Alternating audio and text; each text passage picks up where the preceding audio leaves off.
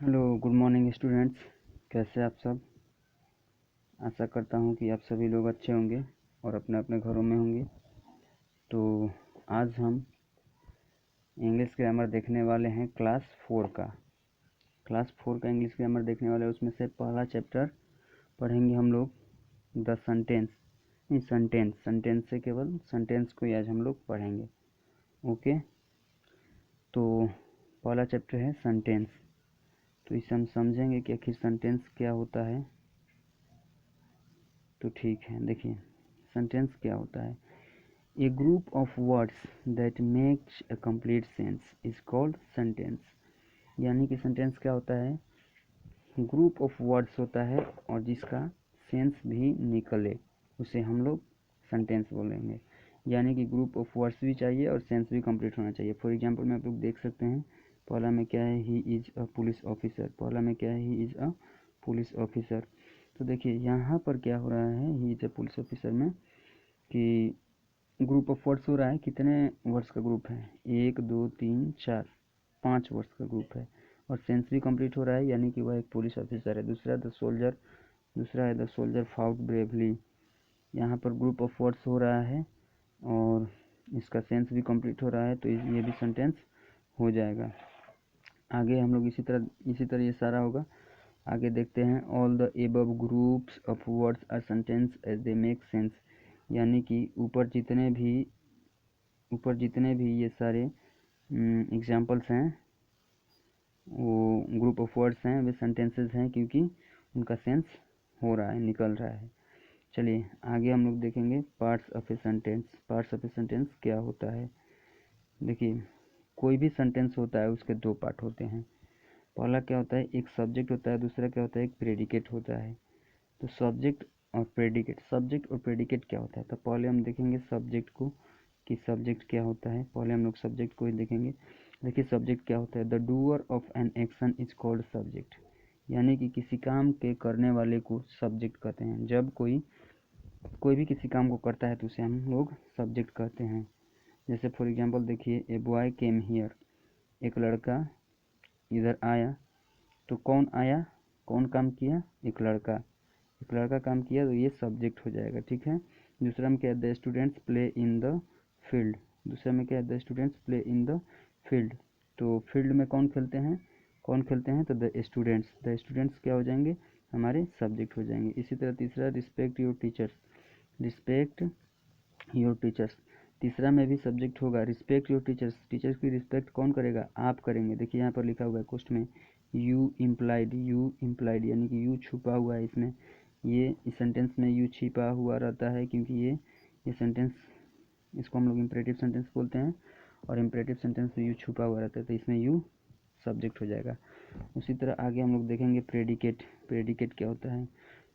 तो प्रेडिकेट क्या होता है, the rest part of a sentence except subject is called predicate. यानी कि सब्जेक्ट को छोड़कर किसी भी सेंटेंस के बचे हुए पार्ट को हम लोग क्या बोलते हैं, प्रेडिकेट बोलते हैं। फॉर एग्जांपल, पहला का एग्जांपल में क्या है, अ बॉय केम हियर। पहला का एग्जांपल में क्या है, अ बॉय केम हियर, यानी कि एक लड़का यहाँ आया। देखिए तो सबसे पहले कौन यहाँ पर आया, हम पहले सब्जेक्ट को निकाल लेते हैं। कौन यहाँ पर आया, तो आप लोग आंसर देंगे ए बॉय यहाँ पर आया। ठीक है, तो ए बॉय आया यहाँ पर। तो इसके बाद सब्जेक्ट को छोड़ दें, ए बॉय को हम छोड़ दें, तो क्या बच रहा है, केम हियर बच रहा है। तो केम हियर हमारा क्या हो जाएगा, प्रेडिकेट हो जाएगा। ओके, दूसरा क्या है, दूसरा है the students play in the field, दूसरा है। ठीक है, तो देखिए पहले सब्जेक्ट को हम निकाल लें, प्ले इन द फील्ड में कौन खेल रहे हैं, तो आएगा इसका आंसर द स्टूडेंट्स। कौन खेल रहे हैं, द स्टूडेंट्स। तो द स्टूडेंट्स तो सब्जेक्ट हो गए ये, क्योंकि ये काम कर रहे हैं, खेल रहे हैं। अब इसको हम छोड़ दे तो क्या बचा हमारा, प्ले इन द फील्ड, ये बचा। तो ये प्ले इन द फील्ड क्या हो जाएगा, हमारा प्रेडिकेट हो जाएगा। तीसरा में रिस्पेक्ट योर टीचर्स। अब देखिए यहाँ पर आपको बताया गया कि यू इसमें छुपा हुआ रहता है, आगे यू छिपा हुआ रहता है, इसमें आगे छिपा हुआ रहता है। तो यू को हम छोड़ दिए, यू सब्जेक्ट हो गया। तो इसमें बचा क्या, पूरा का पूरा सेंटेंस बच गया, रिस्पेक्ट योर टीचर्स। पूरा का पूरा सेंटेंस बच गया, तो ये हमारा हो जाएगा क्या हो जाएगा, प्रेडिकेट। अब नीचे लिखा हुआ है कि there are 4 kinds of sentences, यानी कि किसी भी सेंटेंस का कितना काइंड्स होता है, तो 4 काइंड्स होता है, ठीक है। पहला क्या है, असर्टिव सेंटेंस। पहला क्या है, असर्टिव सेंटेंस। असर्टिव सेंटेंस क्या होता है, the statements that assert a state और declare something are called assertive sentence. There are 2 types of assertive sentence. देखिए, कोई भी कथन जो स्वीकृति करता है और किसी सेंटेंस को डिक्लेयर करता है, घोषणा करता है, या किसी स्टेटमेंट को बनाता है, फिर से कोई भी सेंटेंस जो किसी स्टेटमेंट को बताता है, कुछ डिक्लेयर करता है, कुछ स्वीकार करता है, तो हम लोग उसे असर्टिव सेंटेंस कहते हैं, ठीक है। कुछ असर्ट करता है तो उसे हम लोग असर्टिव सेंटेंस कहते हैं। और असर्टिव सेंटेंस के कितने पार्ट होते हैं, तो there are 2 types of assertive sentence, ठीक है ना, 2 पार्ट होते हैं। तो आगे हम लोग देखेंगे, आगे क्या लिखा हुआ है पार्ट में, अफर्मेटिव सेंटेंस और नेगेटिव सेंटेंस। 2 पार्ट होते हैं। पहला क्या होता है, अफर्मेटिव सेंटेंस होता है, दूसरा क्या होता है, नेगेटिव सेंटेंस होता है। पहला हम लोग अफर्मेटिव सेंटेंस देखेंगे। अफर्मेटिव सेंटेंस क्या होता है, the sentence that affirm or state something is true are called affirmative sentence. देखिए, यानी कि कोई भी सेंटेंस, इसको आप बढ़िया समझिए, कोई भी सेंटेंस यदि स्वीकृति हाँ के भाव में करता है, ठीक है, उसमें नहीं होता है, नो नहीं, उसमें नॉट या नो नहीं रहता है, ठीक है। सिंपल भाषा में समझिए, नो या नॉट नहीं रहता है और किसी भी सत्यता को स्वीकारता है, ठीक है ना। तो किसी भी बात को स्वीकारता है, किसी भी स्टेटमेंट को स्वीकारता है, तो उसे हम लोग क्या बोलते हैं, अफर्मेटिव सेंटेंस। फॉर एग्जाम्पल्स में आप लोग देख लीजिए, लिख रहा है कि she is a pretty girl, she is a pretty girl, यानी कि वो एक सुंदर लड़की है। तो देखिए, इसमें नानुकुर कोई भी कुछ नहीं है, ना का कोई सेंस ही नहीं है। ये अपने बात को स्वीकार भी रहा है, ये स्टेटमेंट को स्वीकार भी रहा है कि हाँ भाई वो एक सुंदर गर्ल है, और ये एक स्टेटमेंट भी हो रहा है, ठीक है।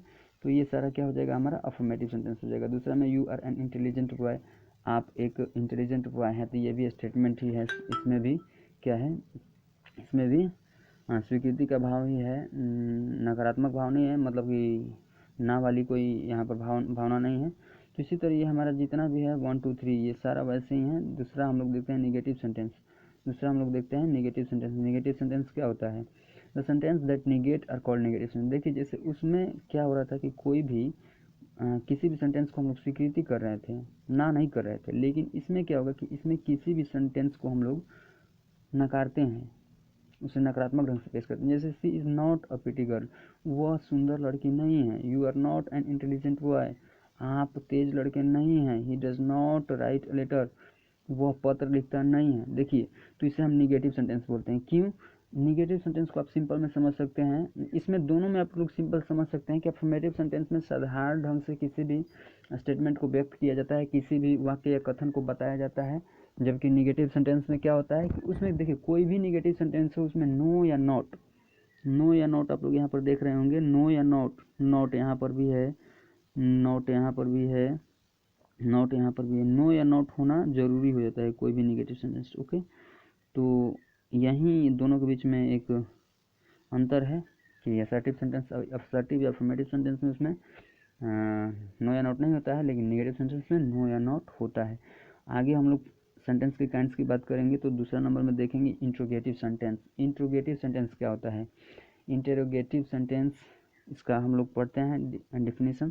तो लिखा है, the sentences that ask the question are called interrogative sentence. यानी कि देखिए, सेंटेंस तो बहुत होता है, लेकिन वह सेंटेंस क्या करता है, जो क्वेश्चन पूछता है, वह सेंटेंस जो क्वेश्चन पूछता है, उससे हम लोग क्या कहते हैं, निगेटिव सेंटेंस, इंट्रोगेटिव सेंटेंस कहते हैं, ठीक है। फॉर एग्जाम्पल में क्या है, आर दे कमिंग टुडे, यानी कि क्या वे लोग आज आ रहे हैं। व्हाट आर यू डूइंग, आप क्या कर रहे हैं। हाउ इज यू, वह कैसी है। तो ये हमारा क्या, सारा का सारा क्वेश्चन, ये सारा का सारा हमारा ये जो एग्जाम्पल है क्या कर रहा है, क्वेश्चन पूछ रहा है। और देखिए, सबके लास्ट में, इंट्रोगेटिव सेंटेंस के सबके लास्ट में एक क्वेश्चन मार्क का चिन्ह अवश्य रहता है, ठीक है। क्वेश्चन मार्क का चिन्ह अवश्य रहता है, ये सारा के लास्ट में क्वेश्चन मार्क का चिन्ह है। तो देखिए, यहीं इंट्रोगेटिव सेंटेंस की पहचान होती है कि क्वेश्चन भी पूछे और उसके लास्ट में क्वेश्चन मार्क का चिन्ह भी हो, तो उसे हम इंट्रोगेटिव सेंटेंस बोलते हैं। ये समझ में आ गया। तीसरा क्या होता है, इंपरेटिव सेंटेंस। इंपरेटिव सेंटेंस क्या होता है, तीसरा इंपरेटिव सेंटेंस ये क्या होता है, the sentence that show order advice suggestion etc are called imperative sentence. वह सेंटेंस जो शो करे ऑर्डर को, एडवाइस को, सजेशन को, ठीक है, उसे हम लोग क्या कहते हैं, इंपरेटिव सेंटेंस। और देखिए, ओबे योर एल्डर्स, अपने माता पिता की, अपने बड़ों की आज्ञा मानिए। तो क्या कर रहा है, हमें सजेशन कर रहा है, सजेशन कर रहा है, ओके, तो ये क्या हो जाएगा, इंपरेटिव सेंटेंस हो जाएगा। दूसरा में क्या है, प्लीज़ कम हियर, दूसरा में क्या है, प्लीज़ कम हियर, कृपया यहाँ आइए, कृपया यहाँ आइए, ठीक है ना। तो इसमें रिक्वेस्ट भी करता है, ईटीसी में रिक्वेस्ट भी आता है। एक तो कृपया यहाँ आइए में क्या कर रहा है, आपसे रिक्वेस्ट कर रहा है, तो रिक्वेस्ट भी हमारा क्या हो जाएगा, इंपरेटिव सेंटेंस। तीसरा है डू नॉट गो देयर, वहाँ मत जाओ, वहाँ मत जाओ। तो इसमें क्या हो रहा है, यहाँ पर आपको ऑर्डर मिल रहा है, वाह, यहाँ पर आपको क्या मिल रहा है, ऑर्डर मिल रहा है, तो ये क्या हो जाएगा आपका इंपरेटिव सेंटेंस। ये समझ में आ गया, ओके। चौथा क्या है, एक्सक्लेमेटरी सेंटेंस। चौथा है एक्सक्लेमेटरी सेंटेंस। एक्सक्लेमेटरी सेंटेंस क्या होता है, the sentences that show sudden feelings and strong emotion are called exclamatory sentence. यानी कि वैसे सेंटेंस जो क्या करते हैं, सडन फीलिंग्स को दर्शाते हैं और स्ट्रॉन्ग इमोशंस को दर्शाते हैं। सडन फीलिंग्स को दर्शाएंगे और स्ट्रॉन्ग इमोशंस को दर्शाएंगे, तो हम लोग उन्हें क्या बोलते हैं, एक्सक्लेमेटरी सेंटेंस। फॉर एग्जांपल में आप लोग देख सकते हैं कि how beautiful the rain is, यानी कि आप लोग कोई कभी बारिश हो रही है झिलमिल झिलमिल, तो आप लोग उसे देखें और बोले कि वाह कितना सुंदर यह बारिश हो रही है। यानी कि आप यहाँ पर क्या कर रहे हैं, इस सेंटेंस में क्या कर रहे हैं, स्ट्रॉन्ग इमोशन कर रहे हैं, ठीक है ना। आपका जो इमोशन है वो स्ट्रॉन्ग है उस बारिश के प्रति कि वाह कितना सुंदर बारिश हो रहा है, और उसका जो फीलिंग्स है वो सडन आ रहा है, ठीक है ना, उसका फीलिंग्स जो है वो सडन आ रहा है। यानी कि ये जो सेंटेंस है, ये जो नीचे वाला सेंटेंस है, ये इसमें दोनों चीज़ है, सडन फीलिंग्स भी है और स्ट्रॉन्ग इमोशंस भी है, तो इसीलिए क्या हो जाएगा, ये क्या हो जाएगा, एक्सक्लेमेटरी सेंटेंस। दूसरा में क्या होगा, what a lovely girl, what a lovely whether it is, वाह, नहीं नहीं वाह तो नहीं होगा, क्या, क्या यह सुंदर मौसम है, क्या यह सुंदर मौसम है, ठीक है ना। तो यहाँ पर भी क्या हो रहा है, स्ट्रॉन्ग इमोशन हो रहा है, स्ट्रॉन्ग इमोशन हो रहा है, सडन फीलिंग्स हो रहा है, तो ये क्या हो जाएगा आपका एक्सक्लेमेटरी सेंटेंस हो जाएगा। चलिए हम लोग नेक्स्ट पेज पर देखेंगे। तो इसमें तो नेक्स्ट पेज नहीं है, ये इतना तक ही ख़त्म है, ओके। तो अब हम लोग एक्सरसाइज की बात करेंगे। जो भी बातें उधर नहीं समझ में आई होंगी, एक्सरसाइज करेंगे तो क्लियर हो जाती है। तो चलिए एक्सरसाइज में पहले हम लोग देखेंगे एक्सरसाइज में क्या करना है। एक्सरसाइज में आपको करना है rearrange the following group of words to make a meaningful sentence. यानी कि आपको नीचे लिखे हुए ग्रुप ऑफ वर्ड्सों को रीअरेंज करना है, मीनिंगफुल सेंटेंस भी बनाना है। रीअरेंज करके ऐसे रीअरेंज उसको कीजिए कि उसका कोई सार्थक अर्थ भी निकले, ठीक है। तो पहला क्या है, arranged oblique teacher oblique his king dance her four इत्यादि है।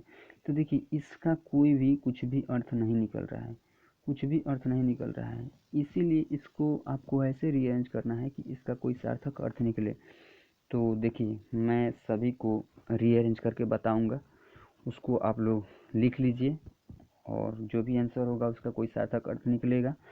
एक नंबर का इस तरह तो कोई अर्थ नहीं निकल रहा है, लेकिन जैसे ही हम इसको रीअरेंज करके बोलते हैं कि a king arranged his dance teacher for her, a king arranged his dance teacher for her, a king arranged his dance teacher for her.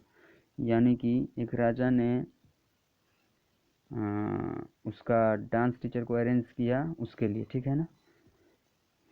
तो ये तो हो गया। दूसरा, princess Magadh in very was beautiful there a, इसका कोई अर्थ नहीं निकल रहा है, इसका कोई अर्थ नहीं निकल रहा है, तो दूसरा का रीअरेंज करेंगे। तो दूसरा होगा there was a very beautiful princess in Magadh, यानी कि एक बहुत सुंदर राजकुमारी थी मगध में, तो ये इसका अर्थ हो जाएगा। तीसरा का रीअरेंज करके लिख लीजिए, she was interested in music more than painting, she was interested in music more than painting. चौथा का लिख the world famous singer and a dancer, the the world famous singer and, a नहीं, a नहीं लिखिए, a नहीं लिखिए, the world famous singer and dancer become है कि बिकम है, बिकेम ए प्रिंसेस। फिर से the world famous singer and dancer become a princess. 5 number में लिखिए I like very much sweet mangoes. चाहे इसको इस तरह भी लिख सकते हैं कि I like sweet mangoes very much. दोनों में से आप किसी भी तरह से इसे लिख सकते हैं। आगे क्या है, छठा है here year they lived last. देखिए इसको रीअरेंज कीजिए, छठा को रीअरेंज कीजिएगा तो होगा they lived here last year. सातवां को रीअरेंज कीजिएगा तो होगा वेयर द चिल्ड्रन प्लेइंग। आठवां को रीअरेंज कीजिएगा तो होगा there is an apple tree near our old house. नौवां को रीअरेंज कीजिएगा 9 नंबर को तो ये होगा this bus is going to Amritsar. 10वां को रीअरेंज कीजिएगा तो होगा how beautiful she is looking. उसके बाद हम लोग ये अपना देखेंगे बी नंबर देखेंगे। बी नंबर में क्या रहा है, pick out subject and predicate in the following sentence. देखिए इसमें आपको सब्जेक्ट एंड प्रेडिकेट को चुनना है। तो पहला क्या है, पहला ओपन योर बुक। देखिए इसमें आपको ऑर्डर दे रहा है कि आप अपना बुक खोलिए। तो कभी भी इम्परेटिव सेंटेंस में क्या होता है कि यू जो सब्जेक्ट होता है वो छुपा हुआ रहता है। तो यहाँ पर यू सब्जेक्ट क्या हो जाएगा, और प्रेडिकेट क्या हो जाएगा, ओपन योर बुक। ये पूरा का पूरा प्रेडिकेट हो जाएगा। ओके। दूसरा में my uncle is a police officer. दूसरा है my uncle is a police officer. तो देखिए सब सब्जेक्ट पहचानने के लिए आप हु से क्वेश्चन कीजिए, who is a police officer तो हो जाएगा माई अंकल। तो माई अंकल सब्जेक्ट हो जाएगा और जो बचा इज अ पुलिस ऑफिसर वो प्रेडिकेट हो जाएगा। तीसरा Salu is writing a letter to her friend. तीसरा का सब्जेक्ट होगा सालू और सालू को छोड़कर is writing a letter to her friend. जितना बचा वो सारा प्रेडिकेट हो जाएगा। ओके। आगे हम लोग देखते हैं 4 नंबर पर। 4 नंबर को देखते हैं a girl standing near the school is my cousin. Who standing near the school या हु इज माई कजिन। तो यहाँ पर पूरा सब्जेक्ट होगा a girl standing near the school. ये पूरा का पूरा सब्जेक्ट होगा, ठीक है ना।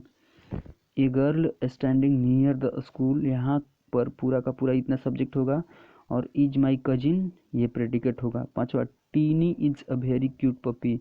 तो टीनी सब्जेक्ट होगा और is a very cute puppy predicate हो जाएगा। 6ठा द ओल्ड मैन इसका सब्जेक्ट होगा। एक सेकेंड यहाँ पर हु फेल डाउन, यहाँ पर है ना the old man with a stick fell down. तो यहाँ पर हम क्वेश्चन करते हैं हु फेल डाउन, नीचे कौन गिरा। तो यहाँ पर इसका हो जाएगा the old man with a stick. The old man with a stick fell down, नीचे गिर गया। 7वां I went to see the circus yesterday. तो इसका सब्जेक्ट हो जाएगा आई और आई को छोड़कर बाकी जितना बचा वो प्रेडिकेट हो जाएगा। 8वां why are the shops closed. तो इसका जो सब्जेक्ट होगा वो द शॉप्स होगा। सब्जेक्ट क्या होगा, द शॉप्स होगा और वाई आर और क्लोज्ड क्या हो जाएगा, प्रेडिकेट हो जाएगा। वाई आर क्लोज्ड इस तरह लिख दीजिए प्रेडिकेट और द शॉप्स सब्जेक्ट हो जाएगा। 9 द रेड बल्ब इसका सब्जेक्ट हो जाएगा इन द रूम फ्यूज्ड हो जाएगा। एक सेकेंड 9 नंबर में इस तरह होगा, फिर से लिखिए 9 नंबर में फिर से लिखिए। यहाँ पर पूरा सब्जेक्ट होगा the red bulb in the room subject होगा और फ्यूज्ड प्रेडिकेट होगा। 10वां में होगा मनीष सब्जेक्ट होगा could not do his homework. Manish subject हो जाएगा could not do his homework क्या हो जाएगा, प्रेडिकेट हो जाएगा। ओके। आगे हम लोग देखेंगे C number identify the sentence and state their kinds. यानी कि आपको सेंटेंस को आइडेंटिफाई करना है और उसका काइंड्स बताना है। पहला है it was a dark night, it was a dark night.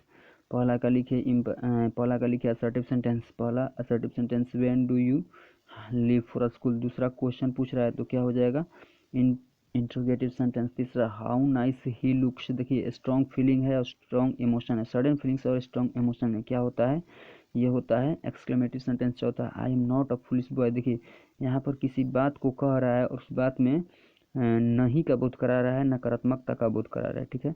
तो इसमें आपको क्या करना है, I am not a foolish boy, इसमें आपको करना है negative sentence. Who teaches you are, पांचवा में who teaches you art and craft.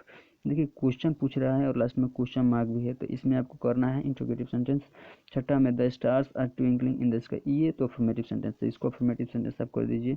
Is Neelu absent today, क्या नीलू आज एब्सेंट है, ये क्वेश्चन पूछ रहा है तो ये क्या हो जाएगा क्वेश्चन इंट्रोगेटिव सेंटेंस। क्वेश्चन वाले सेंटेंस क्या होते हैं इंट्रोगेटिव सेंटेंस, क्वेश्चन पूछे तो ये तो हो गया। आगे हम लोग देखेंगे 8 नंबर में डू नॉट गो देयर, वहाँ पर आप मत जाइए। देखिए आपको सलाह दिया जा रहा है कि वहाँ पर आप मत जाइए, सलाह की सेंटेंस के द्वारा दिया जाता है तो इंपरेटिव सेंटेंस के द्वारा। Please give me a glass of water, यहाँ पर आपसे रिक्वेस्ट किया जा रहा है कि कृपया आप एक ग्लास का पानी दीजिए, तो यहाँ पर रिक्वेस्ट किस सेंटेंस से किया जाता है, तो किया जाता है इंपरेटिव सेंटेंस से, तो ये इंपरेटिव सेंटेंस हो जाएगा। 10 what a beautiful girl she is, what a beautiful girl she, देखिए यहाँ पर स्ट्रॉन्ग फीलिंग्स है और सडन इमोशन है, ठीक है ना, कि कितनी सुंदर लड़की है वो, ठीक है, क्या सुंदर लड़की है वो, तो ये हो जाएगा strong feeling sudden emotion exclamative sentence में हो जाएगा। डी नंबर हम लोग देखेंगे complete the following sentences using subject, यानी कि आपको कंप्लीट करना है डी नंबर वाला सब्जेक्ट को लगाकर। देखिए it gives you tough competition, it लिख लीजिए पहला में, it gives you tough competition. दूसरा में हो जाएगा he is my best friend, he हो जाएगा सब्जेक्ट, दूसरा में ही हो जाएगा सब्जेक्ट। तीसरा में हु इज़ योर फादर, आपके पिताजी कौन है, who is your father, who आखिर हु तो कोई इंसान ही होगा ना, तो हु सब्जेक्ट हो जाएगा यहाँ पर। The sun shines in the sky, fourth number the sun shines in the sky, the sun subject हो जाएगा। पांचवा क्या होगा who get you up in the morning, आपको सुबह में कौन जगाता है, तो हु हो जाएगा इसका सब्जेक्ट। छठा दे वेयर माई रिलेटिव्स, वे लोग मेरे क्या हैं रिलेटिव्स हैं, ये हो गया। सातवां का हो जाएगा there was rainy day yesterday, कल का जो दिन था वो रेनी डे था, बरसात का दिन था, ठीक है, तो सातवां देयर हो जाएगा सब्जेक्ट। आठवां का लिखिए how dark the night is, how dark the night is, देखिए यहाँ पर थोड़ा सा दिक्कत है, how dark the night is, यहाँ पर हाउ सब्जेक्ट तो नहीं होगा, सब्जेक्ट यहाँ पर है द नाइट, सब्जेक्ट यहाँ पर है द नाइट, सब्जेक्ट तो ऑलरेडी इसमें दे ही दिया है, ठीक है ना, क्योंकि कौन कौन कितनी काली है तो द नाइट होगा ना, द नाइट काली है ना, तो सब्जेक्ट यहाँ पर ऑलरेडी दे ही दिया है, ठीक है। और यहाँ पर दिया है एक्सक्लेमेशन का चिन्ह, एक्सक्लेमेशन का चिन्ह, तो एक्सक्लेमेशन के पहले क्या रहता है, इधर क्या रहता है खाली समय हु वाट वेयर, ये सब मतलब कि कुछ WH वाले वर्ड्स रहते हैं, तो यहाँ पर हाउ होगा जो कि यहाँ पर सब्जेक्ट नहीं है, ये थोड़ा सा मिस्टेक से दे दिया है ऐसा, सब्जेक्ट ये होगा, इसका पूरा सब्जेक्ट तो द नाइट होगा, तो इसका पूरा हो जाएगा क्या, इसका पूरा होगा how dark the night is, इसका पूरा कर लीजिए। 9 में हो जाएगा who teaches you in the school, who teaches you in the school. और 10 में हो जाएगा who is my favourite teacher, who is my favourite teacher, ये हो गया। ओके ओके आगे देखते हैं हम लोग complete the following sentences using predicate, complete the following sentences using predicate. अब आपको इधर प्रेडिकेट भरना है, सब्जेक्ट दे दिया और प्रेडिकेट को भरना है। द डॉक्टर क्या करता है, the doctor treats TREATS treats the patients, the doctor treats the patients. दूसरा सुमन क्या करता है, सुमन इज प्लेइंग, राज क्या करता है, राज इज रीडिंग, सुमन घूम रहा है, सुमन खेल रहा है बल्कि राज पढ़ रहा है, चलिए राज इज रीडिंग। चौथा यहाँ पर लिख दीजिए व्हाट आर यू डूइंग, चौथा में व्हाट आर यू तो पहले से दिया हुआ है, यू के बाद लिख लीजिए डूइंग। पांचवा में लिखिए व्हाट इज़ योर नेम, और इधर जो खाली स्थान बच रहा है उसको छोड़ दीजिए, व्हाट इज़ योर नेम इसका केवल कर लीजिए, ये पूरा हो जाएगा। छठा लिखिए Rohan was not sleeping, Rohan was not sleeping, Rohan नहीं सो रहा था। देखिए कुछ भी यहाँ पर हो सकता है, कुछ भी आप लिख सकते हैं, प्रेडिकेट में आप कुछ भी दे सकते हैं, बशर्ते कि उसका एक अर्थ निकलना चाहिए। सतवा लिखिए it was rainy day, it was rainy day yesterday, कल का जो दिन था वो वर्षा का दिन था। आठवां Monu was not reading, Monu was not reading, Monu पढ़ नहीं रहा है। 9 Renu is a girl, Renu is a girl, Renu एक लड़की है। The cobbler is an honest man, the cobbler is an honest man, जो मोची है वह क्या है, एक ईमानदार व्यक्ति है। ये हो गया। अब हम लोग आगे देखेंगे एफ देखेंगे। एफ में क्या बोल रहा है, एफ में match the following group of words with their subject, यानी कि देखिए ये सारा जितना है ना, ये सारा जितना है इसको आपको मैच करना है, ठीक है। इसको आपको मैच करके और आपको उसका अर्थ ऐसे मैच करना है कि उसका अर्थ निकल जाए। तो पहला आप देखिएगा है माय फ्रेंड, तो पहला का आपको मैच करना होगा जे में माय फ्रेंड, जे है went to fair, J number है वेंट टू फेयर, ठीक है। बी दूसरा है द फर्नीचर, द फर्नीचर को आप मैच कीजिए ई में, वाज मेड ऑफ वुड, जो फर्नीचर था वो किससे बना था, वुड से बना था। तीसरा द शॉप्स तीसरा का मैच कीजिए आप डी में, the shops were selling fresh fruits, यानी कि जो दुकानें हैं वो फ्रेश फ्रूट्स को बेच रही हैं। चौथा आपको लगाना है the students are excited about the trip, यानी कि जो स्टूडेंट्स है वो बहुत एक्साइटेड हैं ट्रिप को लेकर एक्साइटेड है। पांचवा को आपको लगाना है द फार्मर इंच नंबर में लगा दीजिए works very hard, the farmer works very hard, the farmer क्या करता है, वर्क्स वेरी हार्ड करता है। छठा द मदर किस में लगाना है, ए में लगाना है, कुक्स द फूड, मदर क्या करती है, कुक्स द फूड करती है।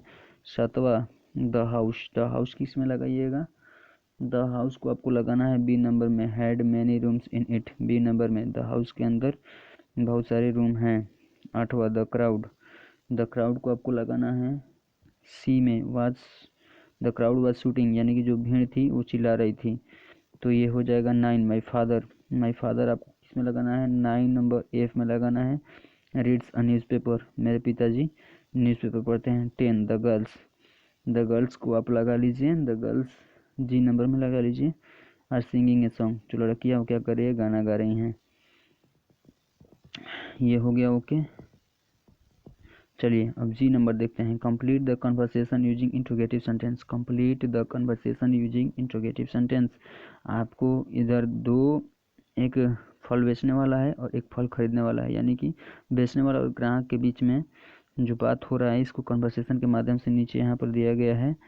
तो इसी को आपको क्या करना है, इसी को आपको कन्वर्सेशन को यहाँ पर यूजिंग बढ़िया बढ़िया सेंटेंस डालकर, मतलब कि इंट्रोगेटिव सेंटेंस डालकर, बढ़िया बढ़िया नहीं इंट्रोगेटिव सेंटेंस डालकर आपको इस कन्वर्सेशन को पूरा कर देना है। देखिए an old women and old women क्या बोल रही है, एन ओल्ड मैन बोल रही है कि डू यू सेल मैंगोज, क्या बोल रहे हैं लिखिए, इसको लिखिए, खाली स्थान में लिखिए, लिखना है इसको, ठीक है। Do you sell mangoes, do you sell mangoes, क्या आप आम बेचते हैं। अब फ्रूट सेलर क्या बोल रहा है, yes do I sell, yes I do sell mangoes, हाँ मैं आम बेचता हूँ, ये बोल दिया। फिर आगे एन ओल्ड वूमेन क्या बोल रही है, एन ओल्ड वूमेन बोल रही है are these sweet in taste, are these sweet in taste, तो फ्रूट सेलर क्या बोल रहा है, yes they are sweet in taste, हाँ ये टेस्ट में स्वीट है। फिर एन ओल्ड वूमेन क्या बोल रही है, what is the cost of 1 kg mangoes, लिखिए इसमें खाली स्थान में लिखिए, तीसरा का खाली स्थान में लिखिए, what is the cost of 1 kg mangoes, what is the cost of 1 kg mangoes. तो फ्रूट सेलर क्या बोल रहा है, the cost of mangoes is RS120, RS120 पर केजी, यानी कि 120 रुपया पर किलो है। ये हो गया। तो चलिए जितने भी डाउट्स होंगे आप लोग डाउट्स के लिए आपको अलग अलग कुछ बनाया गया है, वहाँ पर आप जाइए, वहाँ पर डाउट्स इस लेसन से जो भी संबंधित हो वहाँ पर पूछिए आप, उसके बाद आपके डाउट्स को क्लियर किया जाएगा। ओके, बढ़िया से पढ़िए, थैंक यू।